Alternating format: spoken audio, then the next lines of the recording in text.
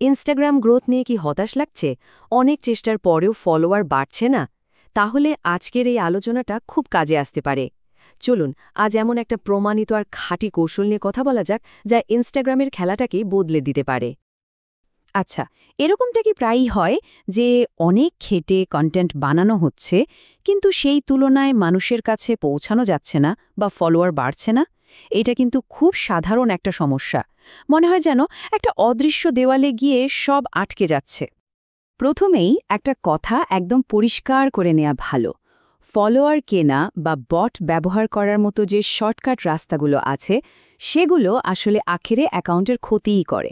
এগুলো অ্যাকাউন্টের রিচ, মানে মানুষের কাছে পৌঁছানোর ক্ষমতাটাকেই নষ্ট করে দেয়।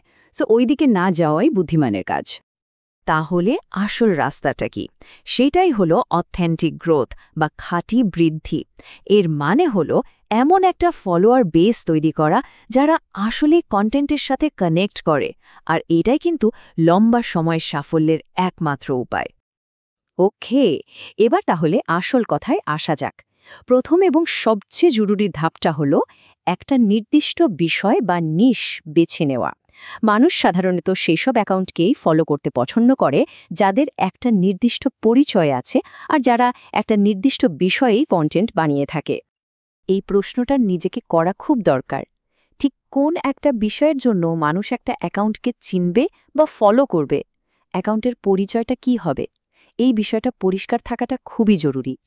এই যে দেখুন, স্লাইডে কতগুলো দারুণ উদাহরণ আছে। যেমন ধরুন এএসএমআর, ফিটনেস, ফ্যাশন বা রান্নার মতো বিষয়গুলো। এর যে কোনো একটায় ফোকাস করলে কি হয়? দর্শকরা খুব সহজেই বুঝতে পারে যে এই অ্যাকাউন্ট থেকে তারা কি পেতে চলেছে। তারা যখন জানে যে এখান থেকে নিয়মিত ফিটনেস টিপসই পাওয়া যাবে, তখন ফলো করার ইচ্ছাটাও অনেক বেড়ে যায়। মানে একটা নির্দিষ্ট নিশ বেছে নিলে দর্শকের কাছে অ্যাকাউন্টের উদ্দেশ্যটা পরিষ্কার থাকে। বেশ, ফাউন্ডেশন তো তৈরি হলো। এবার নজর দিতে হবে কন্টেন্টের দিকে। এমন কন্টেন্ট বানাতে হবে যা ইনস্টাগ্রামের অ্যালগরিদম ভালোবাসে। মানে সোজা কথায় যে পোস্টগুলো মানুষ বেশি বেশি সেভ করে বা শেয়ার করে। এখন দেখুন, ইনস্টাগ্রামে কিন্তু কয়েক রকমের ফরম্যাট আছে, আর প্রত্যেকটার কাজ কিন্তু আলাদা। যেমন রিলসের রিচ এখন সবচেয়ে বেশি। ক্যারোসেল পোস্টগুলো মানুষকে তথ্য সেভ করতে উৎসাহ দেয়। স্টোরিজের মাধ্যমে ফলোয়ারদের সাথে একটা পার্সোনাল কানেকশন তৈরি হয়, আর লাইভের মাধ্যমে তো সরাসরি কথাই বলা যায়। যেহেতু রিলসের রিচ এখন তুঙ্গে, তাই শুরুটা ওটা দিয়েই করা ভালো। কিভাবে করবেন বা আগে ও পরে টাইপের ভিডিও, সহজ টিউটোরিয়াল বা কোনো ট্রেন্ডিং টপিকের ওপর নিজের নিশের ছোঁয়া দিয়ে বানানো ভিডিওগুলো সাধারণত দারুণ কাজ করে। ইনস্টাগ্রামের অ্যালগরিদমকে এটা বোঝানো খুব জরুরি যে একটা অ্যাকাউন্ট কতটা সক্রিয় এবং মূল্যবান। এর সবচেয়ে ভালো উপায় হলো নিজে অন্যদের পোস্টে এঙ্গেজ করা। মানে পাওয়ার আগে দিতে শিখতে হবে, ব্যাপারটা অনেকটা সেরকম। এটা খুবই সহজ কিন্তু অসম্ভব কাজের একটা রুটিন। নিজের পোস্ট পাবলিশ করার ঠিক 15 মিনিট আগে নিজের নিশের অন্য অ্যাকাউন্টগুলোর পোস্টে লাইক বা কমেন্ট করা, ডিরেক্ট মেসেজের উত্তর দেয়া। এতে অ্যালগোরিদম একটা পজিটিভ সিগন্যাল পায় এবং নতুন পোস্টের রিচ বাড়িয়ে দেওয়ার সম্ভাবনা থাকে। হ্যাশট্যাগ ব্যবহারের ক্ষেত্রে অনেকেই একটা বড় ভুল করেন। যা খুশি তাই ব্যবহার না করে একটা স্মার্ট কৌশল নিতে হবে।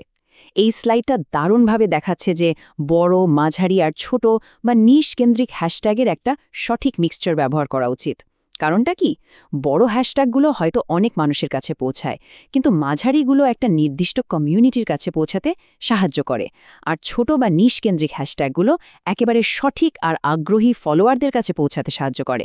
এই ব্যালেন্সটাই আসল খেলা। উদাহরণ হিসেবে যদি দেখি, ধরুন এএসএমআর নিশের জন্য কেমন হ্যাশট্যাগ ব্যবহার করা যেতে পারে। এখানে দেখুন বড়, মাঝারি এবং নিশকেন্দ্রিক হ্যাশট্যাগের একটা দারুণ ভারসাম্য রাখা হয়েছে। এই কৌশলটা পোস্টকে সঠিক দর্শকের কাছে পৌঁছে দিতে ম্যাজিকের মতো কাজ করে।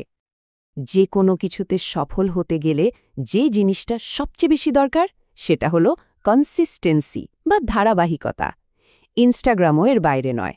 এখন আমরা দেখব কিভাবে ধারাবাহিক থাকা যায় আর কোন সাধারণ ভুলগুলো সব চেষ্টাকে নষ্ট করে দিতে পারে। এখানে একটা মিনিমাম কিন্তু খুব পাওয়ারফুল একটা পোস্টিং শিডিউল দেখানো হয়েছে। প্রতি সপ্তাহে কয়েকটা রিলস, প্রতিদিন কিছু স্টোরিজ আর সপ্তাহে একটা ক্যারোসেল পোস্ট করলে কি হয়। এতে অ্যালগোরিদম বোঝে যে অ্যাকাউন্টটা নির্ভরযোগ্য, আর দর্শকরাও জানে যে কখন নতুন কন্টেন্ট আসতে পারে। এই ধারাবাহিকতায় কিন্তু সবার সাথে একটা ভরসামন্দ সম্পর্ক তৈরি করে। পার্থক্যটা দেখুন, একদম পরিষ্কার। নিয়মিত পোস্ট করলে পরিচিতি বাড়ে, অ্যালগোরিদম অ্যাকাউন্টটাকে চিনতে পারে এবং দর্শকরাও একটা অভ্যাস তৈরি করে ফেলে। অন্যদিকে অনিয়মিত হলে ফিড থেকে হারিয়ে যেতে বেশি সময় লাগে না। এই স্লাইডটা একটা ফাইনাল ওয়ার্নিংয়ের মতো।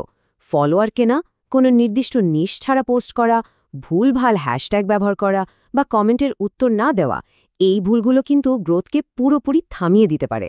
সুতরাং এই বিষয়গুলোতে খুব সতর্ক থাকতে হবে। আমরা প্রায় শেষের দিকে চলে এসেছি। এতক্ষণ তো অনেক কিছু নিয়ে কথা হলো। সবগুলোকে একসাথে মিলিয়ে এবার একটা ফাইনাল চেকের কথা ভাবা যাক। এটা প্রতিটা পোস্টকে আরও শক্তিশালী করে তুলতে সাহায্য করবে। তাহলে সবচেয়ে জরুরি প্রশ্নটা কি?